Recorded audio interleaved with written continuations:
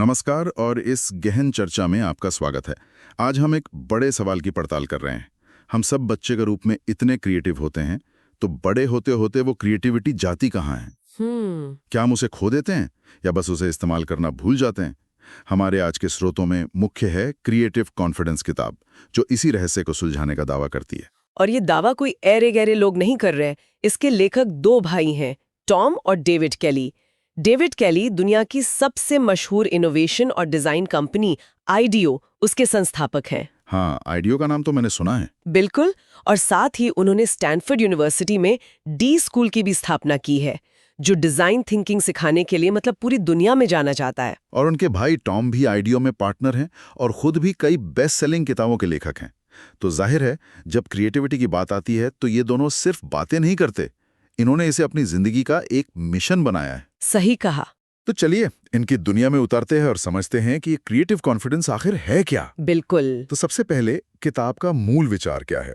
ये किस बारे में है? ये किताब उस सबसे बड़े झूठ को तोड़ती है जो हम सब ने कहीं ना कहीं सुना है कि क्रिएटिविटी तो बस कुछ गिने चुने लोगों में ही होती है। हाँ, कि वो तो जन्म से होती है। हाँ, जैसे कि वो कोई सुपर पावर हो जो सिर्फ कलाकारों या संगीतकारों को मिलती है। केली ब्रदर्स कहते हैं कि ये बिल्कुल गलत है। अच्छा? हम सब में क्रिएटिव होने की क्षमता है, बिल्कुल एक मांसपेशी की तरह, जिसे अगर इस्तेमाल ना किया जाए तो वो कमजोर पड़ जाती है। लेकिन ये जो क्रिएटिविटी सबके लिए है वाली बात है, क्या ये थोड़ी ज्यादा आशावादी नहीं है?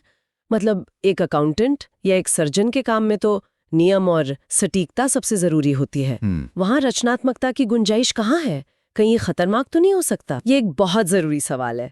और किताब ये नहीं कहती कि नियमों को तोड़ दो, वो कहती है कि नियमों के दायरे में रहकर भी बेहतर तरीके खोजे जा सकते हैं। अच्छा। रचनात्मकता का मतलब सिर्फ पेंटिंग करना नहीं है। इसका मतलब है समस्याओं को एक नए नजरिए से देखना। वो सर्जन जो एक मुश्किल ऑपरेशन करने का नया, ज्यादा सुरक्षित तरीका निकालता है, वो क्रिएटिव है। सही।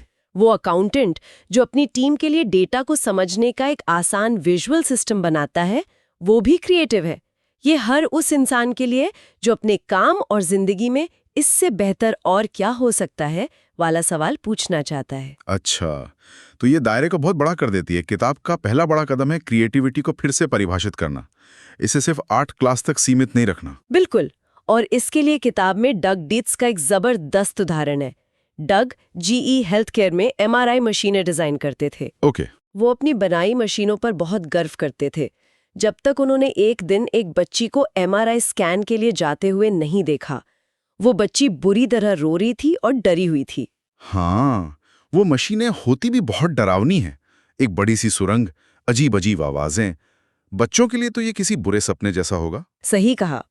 और डग ने जब पता किया तो मालूम चला कि लगभग 80% बच्चों को स्कैन के लिए बेहोश करना पड़ता था। 80%? ये तो बहुत ज्यादा है। बहुत ज्यादा। ये देखकर उन्हें एहसास हुआ कि उन्होंने एक बेहतरीन मशीन तो बना दी, लेकिन अनुभव के बारे में सोचा ही नहीं। और यहीं उनकी रचनात्मकता जागी। उन्होंने समस्या को मशीन से हटाकर बच्चे के अनुभव पर केंद्रित किया। वाह, ये तो कमाल का उदाहरण है। मतलब उन्होंने समस्या को सिर्फ सुलझाया नहीं, बल्कि एक बुरे अनुभव को एक यादगार अनुभव में बदल दिया। ये सोचना ही अपने आप में एक बहुत बड़ी क्रिएटिव छलांग है। उन्होंने किया क्या? उन्होंने बच्चों के लिए एक एडवेंचर सीरीज बनाई। MRI मशीन को एक समुद्री डाकू का जहाज बना दिया। कमरे की दीवारों पर समुद्री नज़ारे पेंट कर दिए। अरे वाह। टेक्नीशियंस को भी एडवेंचर का हिस्सा बना दिया। वे बच्चों से कहते, ठीक है, अब तुम्हें जहाज के अंदर बिल्कुल शांत लेटना है, नहीं तो समुद्री डाकू तुम्हें पकड़ लेंगे। कमाल है। और नतीजा ये हुआ कि बेहोश किए जाने वाले बच्चों की संख्या 80% से घटकर 10% से भी कम हो गई। बच्चे खुश होकर स्कैन करवाने लगे। ये है रचनात्मकता, जो इंसानी जरूरतों को समझकर समस्याओं को हल करती है। ये सुनने में तो बहुत अच्छा लगता है, पर क्या असल में ऐसा हो रहा है? आज भी ज्यादातर कंपनियों में तो प्रोसेस और एफिशिएंसी पर ही जोर दिया जाता है। क्या ये क्रिएटिविटी सिर्फ मीटिंग्स और प्रेजेंटेशंस में इस्तेमाल होने वाला एक बज़वर्ड बनकर नहीं रह गया है? आपका शक जायज है और कई जगहों पर ऐसा होता भी है, लेकिन किताब बताती है कि दुनिया बदल रही है। IBM ने 1500 से ज्यादा CEOs का एक सर्वे किया। 1500 CEOs? हाँ, और उनसे पूछा कि आज के दौर में सबसे जरूरी लीडरशिप स्किल क्या है। ज्यादातर का जवाब था रचनात्मकता। दिलचस्प। क्योंकि आज की समस्याएं इतनी जटिल हैं कि पुराने तरीकों से उन्हें हल नहीं किया जा सकता। कंपनियां अब समझ रही हैं कि सिर्फ एफिशिएंट होना काफी नहीं है, उन्हें इनोवेटिव भी होना होगा। और इनोवेशन रचनात्मकता के बिना संभव नहीं है। अगर रचनात्मकता इतनी जरूरी है और हम सब में है, तो फिर रुकावट कहाँ है? हम सब डक डीड्स की तरह क्यों नहीं सोच पाते? रुकावट बाहर नहीं, हमारे अंदर है। अच्छा, वो है डर। असफल होने का डर, मजाक बनने का डर, कुछ गलत कर देने का डर। किताब में इसके लिए खास तरह की सोच की बात की गई है, जिसे वो ग्रोथ माइंडसेट कहते हैं। अच्छा, ग्रोथ माइंडसेट और फिक्स्ड माइंडसेट, ये कॉन्सेप्ट मैंने सुना है। हाँ, और ये समझना बहुत जरूरी है। फिक्स्ड माइंडसेट वाले लोग मानते हैं कि उनकी काबिलियत पत्थर की लकीर है, या तो आप क्रिएटिव पैदा हुए हैं या नहीं। इसलिए वो कोशिश करने से डरते हैं, क्योंकि अगर वो फेल हो गए तो ये साबित हो जाएगा कि उनमें वो काबिलियत है ही नहीं। सही। इसके उलट ग्रोथ माइंडसेट का मतलब है ये मानना कि आपकी काबिलियत को मेहनत और अभ्यास से बढ़ाया जा सकता है। ये लोग चुनौतियों को सीखने का मौका समझते हैं, अपनी काबिलियत पर फैसला नहीं। तो ये विश्वास कि मैं बेहतर हो सकता हूँ, यही क्रिएटिव कॉन्फिडेंस की जादू है। बिल्कुल। और इस माइंडसेट को एक्शन में लाने के लिए किताब एक टूल देती है, डिजाइन थिंकिंग। ये सुनने में बहुत कॉर्पोरेट और टेक्निकल लगता है, क्या ये आम इंसान के लिए भी है? हाँ बिल्कुल, नाम पर मत जाइए। ये बस समस्याओं को सुलझाने का एक बहुत ही इंसानी तरीका है। अच्छा। सोचिए, बजाय सीधे सॉल्यूशन पर कूदने के, आप पहले एक जासूस की तरह लोगों को समझने की कोशिश करते हैं। उनकी असली ज़रूरतें क्या हैं, उनकी मुश्किलें क्या हैं। इसे किताब प्रेरणा की तलाश कहती है, जिसमें आप सहानुभूति रखते हैं। एम्पैथी। हाँ, एम्पैथी। फिर आप उन सभी सुरागों को जोड़कर देखते हैं कि असली प्रॉब्लम क्या है, और उसके बाद ही आप जल्दी-जल्दी छोटे-छोटे आइडिया बनाते हैं और उन्हें टेस्ट करते हैं, जिसे प्रयोग करना कहते हैं। ये कोई रॉकेट साइंस नहीं, बस एक स्ट्रक्चर्ड क्यूरियोसिटी है। लेकिन प्रयोग करने का मतलब तो ये भी है कि कई बार चीजें काम नहीं करेंगी, यानी आप फेल होंगे। हाँ, और यही आकर ज्यादातर लोग रुक जाते हैं। ये सुनने में कितना अजीब लगता है कि सफल होने के लिए आपको फेल होने के लिए तैयार रहना होगा। ये विरोधाभासी लगता है, पर यही सच है। थॉमस एडिसन ने बल्ब बनाने से पहले 1000 बार से ज्यादा असफलता का सामना किया। 1000 बार? हाँ, जब किसी ने उनसे पूछा कि 1000 बार फेल होके कैसा लगा, तो उन्होंने कहा, मैं 1000 बार फेल नहीं हुआ, मैंने बस बल्ब न बनाने के 1000 तरीके सीखे हैं। वाह। ये है ग्रोथ माइंडसेट। किताब कहती है कि क्रिएटिव लोग दूसरों से ज्यादा फेल होते हैं, लेकिन वो हर असफलता को एक डेटा पॉइंट की तरह देखते हैं, एक सबक की तरह, न कि एक अंत की तरह। राइट। बंधुओं का उदाहरण भी यहाँ बन बैठता है। उनकी सैकड़ों असफल कोशिशों ने ही उन्हें वो जानकारी दी जिसकी वजह से वो आखिर में एक सफल हवाई जहाज बना पाए। बिल्कुल। किताब में एक बहुत अच्छी बात लिखी है कि जल्दी फेल होना एक तरह से खुशकिस्मती है, क्योंकि तब गलतियों को सुधारना आसान और सस्ता होता है। बिल्कुल। असफलता तभी बर्बादी है जब हम उससे कुछ सीखते नहीं हैं। अगर आप अपनी गलतियों को स्वीकार करते हैं, उनका विश्लेषण करते हैं और फिर अपने अगले प्रयास में सुधार करते हैं, तो वो असफलता नहीं बल्कि सफलता की सीढ़ी का एक पायदान है। इस बात से मुझे एक और ख्याल आया, अगर हमें प्रयोग करने हैं तो उसके लिए आइडिया भी तो चाहिए। ये रचनात्मक विचार आते कहाँ से हैं? क्या हम बस बैठकर प्रेरणा की देवी का इंतजार करें? किताब कहती है बिल्कुल नहीं। प्रेरणा का इंतजार मत करो, उसे सक्रिय रूप से खोजो, और इसका सबसे अच्छा तरीका है नए अनुभवों से गुजरना। अच्छा। किताब में 2 छात्रों का एक उदाहरण है जिन्हें नेपाल में शिशुओं की मृत्यु दर कम करने का प्रोजेक्ट मिला था। तो उन्होंने इंटरनेट पे रिसर्च करना शुरू कर दिया होगा। ज्यादातर लोग यही करते, पर वो डिजाइन थिंकिंग का इस्तेमाल कर रहे थे। वो असल में नेपाल के दूर दराज के गांवों में गए, वहां के माता पिता से मिले, डॉक्टरों से बात की। मतलब जमीन पर उतरे। हाँ, उन्होंने देखा कि समस्या ये थी कि समय से पहले जन्मे बच्चों को गर्म रखने के लिए इनक्यूबेटर नहीं थे, और जो थे भी वो बहुत महंगे थे और बिजली से चलते थे। और गांव में बिजली की समस्या तो होती ही है। बिल्कुल। इस गहरी समझ से उन्हें एक आइडिया आया। उन्होंने एम्ब्रेस नाम का एक स्लीपिंग बैग बनाया, जिसकी कीमत सिर्फ $25 थी और जिसमें खास वैक्स पाउच था, जिसे गर्म पानी में डालकर बच्चे को घंटों तक गर्म रखा जा सकता था, बिना बिजली के। ये तो जबरदस्त है। मतलब वो असली दुनिया में गए, लोगों की जरूरत को महसूस किया और वहां से एक ऐसा समाधान निकला जिसने हजारों जानें बचाईं। यही है अनुभव की ताकत। और अगर आप यात्रा नहीं कर सकते तो किताब कहती है कि अपने ही शहर में एक यात्री की तरह सोचो। मतलब हर चीज को नई आंखों से देखो, सवाल पूछो, ऐसा क्यों है, क्या इसे बेहतर बनाया जा सकता है। लोगों के व्यवहार को देखो, प्रेरणा हर जगह छिपी है, बस उसे देखने वाली नजर चाहिए। एक और मिथक है जिसे हम अक्सर सच मान लेते हैं, अकेले काम करने वाले जीनियस का। हाँ, एक कलाकार या आविष्कारक जो दुनिया से कटकर अपने कमरे में कुछ महान बना रहा है। किताब इस बारे में क्या कहती है? किताब इस मिथक को पूरी तरह से तोड़ती है। वो कहती है कि इनोवेशन लगभग हमेशा एक टीम का काम होता है। हमेशा? लगभग हमेशा।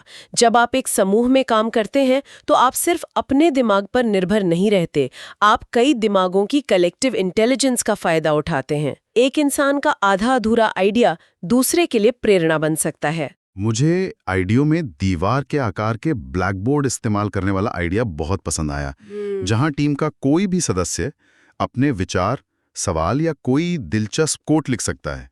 ये सहयोग को कितना खुला और गतिशील बना देता है। हाँ, ये एक ऐसा माहौल बनाता है जहाँ कोई भी आइडिया बुरा नहीं होता और हर कोई योगदान देने के लिए सुरक्षित महसूस करता है। ये सोच को खत्म करता है कि मदद मांगना कमजोरी है। सही। असल में दूसरों के विचारों को स्वीकार करना आपकी अपनी रचनात्मकता को और खोल देता है। ठीक है, तो हमने डर पर काबू पा लिया, फेल होने से दोस्ती कर ली, टीम भी बना ली, लेकिन फिर भी एक खाई है जिसके बारे में किताब बात करती है, जानने और करने के बीच की खाई, द नोइंग डूइंग गैप। हम जानते हैं कि हमें क्या करना चाहिए, पर हम करते नहीं हैं। और ये शायद सबसे बड़ी बाधा है। किताब में कोडक का उदाहरण है। 1975 में कोडक के ही एक इंजीनियर ने पहली डिजिटल कैमरा बनाया था। कोडक ने? हाँ, वो जानते थे कि डिजिटल फोटोग्राफी ही भविष्य है। ये नोइंग वाला हिस्सा था। लेकिन उन्होंने कुछ किया नहीं, ये डूइंग वाला गैप। बिल्कुल, वो अपनी फिल्म बेचने के सफल बिजनेस मॉडल में इतने फंसे हुए थे कि बदलाव करने से डर गए, और नतीजा हम सब जानते हैं। तो ये नोइंग डूइंग गैप असल में सिर्फ आलस या बुरी प्लानिंग नहीं है, बल्कि ये तो वही असफल होने का डर है जो हमने पहले डिस्कस किया था, है ना? बिल्कुल, कोडैक के एग्जीक्यूटिव्स जानते थे कि डिजिटल भविष्य है, पर वे अपनी पुरानी सफलता को खोने के डर से कुछ कर ही नहीं पाए। तो ये दोनों विचार एक ही सिक्के के दो पहलू हैं। डर आपको एक्शन लेने से रोकता है और यही नोइंग डूइंग गैप को जन्म देता है। तो इसे पार कैसे करें? मानसिकता में बदलाव करके, मुझे शायद ये करना चाहिए से मैं ये करूंगा पर आकर। एक्शन मोड में आकर। हाँ, एक्शन मोड में बस शुरुआत करें, भले ही एक छोटे से कदम से। परफेक्शन का इंतजार न करें। किताब कहती है, don't get ready, get going. एक बार जब आप काम करना शुरू कर देते हैं तो रास्ता अपने आप साफ होने लगता है। चलिए अब उस क्लासिक दुविधा पर आते हैं जिसका सामना बहुत से लोग करते हैं। पैशन को फॉलो करें या मोटी तनख्वाह वाली नौकरी करें? किताब कहती है कि या तो वो वाली सोच ही अपने आप में क्रिएटिव नहीं है। अच्छा। चुनौती ये नहीं है कि दोनों में से एक को चुने, चुनौती ये है कि दोनों को मिलाने का एक क्रिएटिव तरीका खोजें। मतलब ये एक या दूसरे को चुनने के बारे में नहीं है, बल्कि एक रचनात्मक समाधान खोजने के बारे में है जो दोनों के एकीकृत करता है। सही। इसके लिए किताब 3 सवाल पूछने को कहती है। पहला, आप ऐसा क्या काम है जो दूसरों से बेहतर कर सकते हैं, मतलब आपकी प्रतिभा। दूसरा, लोग आपको किस काम के लिए पैसे देने को तैयार होंगे, यानी बाजार की जरूरत। ओके। और तीसरा और सबसे जरूरी, आपका असली बुलावा, आपकी कॉलिंग क्या है, वो कौन सा काम है जिसे करते हुए आप समय भूल जाते हैं। और इन तीनों सवालों के जवाब जहां मिलते हैं, वही आपके लिए सबसे सही रास्ता है। तो ये सब बहुत प्रेरणादायक है, लेकिन कोई अपनी रचनात्मकता को बढ़ाने के लिए आज से ही क्या करना शुरू कर सकता है? बिल्कुल। किताब में कुछ व्यावहारिक कदम क्या है? हाँ, किताब बहुत ही व्यावहारिक सलाह देती है। चलिए कुछ पर तेजी से नजर डालते हैं। ठीक है, तो पहला कदम, तय करो कि आपको क्रिएटिव बनना है। हाँ, ये एक फैसला है, एक सचेत विकल्प, ये मानना कि आप बेहतर हो सकते हैं। दूसरा, छोटे कदम लो। बिल्कुल, एक बार में एक कदम। किसी बड़े प्रोजेक्ट को छोटे छोटे मैनेजेबल हिस्सों में तोड़ दो। और तीसरा, सबसे जरूरी, लोगों को समझो, उनके नजरिए से दुनिया को देखो, सहानुभूति रखो, फील योर कंज्यूमर। वहीं से सबसे बेहतरीन आइडिया आते हैं। और सवाल पूछने से डरो मत। हाँ, खासकर क्यों और क्या हो अगर। ये दो सवाल आपको सतह से नीचे ले जाते हैं, असली समस्या तक। और अपनी असफलताओं का रिकॉर्ड रखो। एक असफलता जर्नल बनाओ, लिखो कि क्या गलत हुआ और तुमने उससे क्या सीखा। इसे सीखने की प्रक्रिया का हिस्सा बनाओ, अंत का नहीं। और अंत में बच्चों के बारे में, उनकी रचनात्मकता को कैसे बचाएं। उन्हें सवाल पूछने के लिए प्रोत्साहित करें, उन्हें गड़बड़ करने की, प्रयोग करने की आज़ादी दें। उन्हें बताएं कि हर सवाल का सिर्फ एक सही जवाब नहीं होता। उनकी कल्पना को पंख दें। हाँ, उसे नियमों में ना बांधें। चलिए आज की इस गहरी चर्चा को समाप्त करते हैं। क्रिएटिव कॉन्फिडेंस से मुख्य शिक्षाएं क्या हैं जिन्हें हमारे श्रोताओं को याद रखना चाहिए? मेरे हिसाब से 5 मुख्य बातें हैं। पहली, रचनात्मकता कोई जादू नहीं है, ये एक कौशल है। इसे सीखा जा सकता है, अभ्यास किया जा सकता है और बेहतर बनाया जा सकता है। ये हम सबके अंदर है। दूसरी, डर आपका सबसे बड़ा दुश्मन है। बिल्कुल। दूसरी शिक्षा है, रचनात्मक आत्मविश्वास पाने के लिए आपको डर और आत्मसंदेह पर काबू पाना होगा और इसकी शुरुआत ग्रोथ माइंडसेट अपनाने से होती है। तीसरा, असफलता से दोस्ती कर लो। हाँ, तीसरी बात है, असफलता प्रक्रिया का एक अनिवार्य और मूल्यवान हिस्सा है। इसे सीखने के अवसर के रूप में देखें, हार के रूप में नहीं। चौथा, सिर्फ सोचना काफी नहीं है, करना जरूरी है। सही। चौथी शिक्षा है, जानने और करने के बीच की खाई को पाटें। योजना बनाना जरूरी है, लेकिन एक्शन लेना उससे भी ज्यादा जरूरी है। बस शुरू करें। और अंत में प्रेरणा के बारे में। 5वीं, प्रेरणा का इंतजार ना करें, उसे खोजें। जिज्ञासु बने, नए अनुभव लें, लोगों से बात करें और अपनी टीम के साथ सहयोग करें। और अंत में एक प्रेरक विचार, अपनी रचनात्मकता को एक बगीचे की तरह समझें। इसे रातों रात जंगल बनने की उम्मीद ना करें। इसे नियमित रूप से पानी दें, छोटे छोटे रचनात्मक कार्यों से इसकी देखभाल करें और धैर्य रखें। समय और प्रयास के साथ यह निश्चित रूप से खिलेगा और आपके जीवन के सभी पहलुओं में रंग और आनंद लाएगा। बहुत खूब। इस तरह की और भी ज्ञानवर्धक किताबों के सार के लिए हमारे चैनल को सब्सक्राइब करें।